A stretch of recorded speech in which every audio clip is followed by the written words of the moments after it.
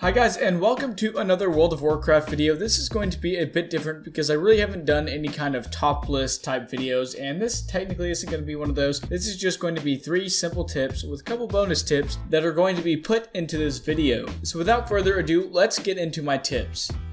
Okay guys, my first tip is that if it is going to be expensive to max out on your professions, let's say for example you want maxed out blacksmithing, because I believe you need that. In order for the new Corehound pattern to drop from Nighthold, I believe you do need the 800 blacksmithing. However, it's very expensive to get all the way up to the 800 blacksmithing. So what you can do if you are in this type of boat is that you can use the Darkmoon Faire in order to level up your professions, because each time it comes around, it does give you the option to do profession quests, and each profession quest will give you 5 levels of experience in your specific profession.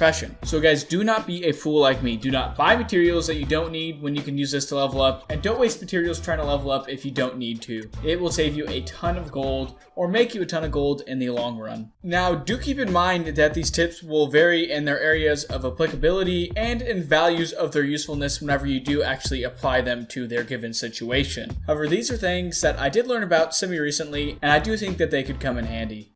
So my first tip was kind of indirectly related to the amount of gold your character had. However, my second tip is going to be directly related to making gold on your character. My tip number 2 is going to be to invest into making raid food. Right now in Legion, you have 225 stat food, 300 stat food, and 375 stat food. The 300 stat food sells pretty well and is relatively cheap to make, especially in comparison to the 375 food for the buff that you get. Now, not only is this a great way for new gold makers to get into making gold, it's a great way to get used to your server's auction house and read the demand of the server, but it's also relatively low risk, and again, it doesn't take much capital at all to start it up. Now, for my third and final tip before I get into my bonus tips, and I do understand that some people may see this as not really that big of a tip, and in a sense, you could just count this one as a reminder, because I actually forgot that I could do the Dungeon World quest through the Heroic Group Finder. After figuring that out recently, it's so much more lucrative to do at least one a day through that, especially if you have the Dungeon World quest piled up, because then you have an even greater chance for you to actually proc one of the dungeons where you have the world quest active. And with most people being able to buy up to artifact knowledge level 20,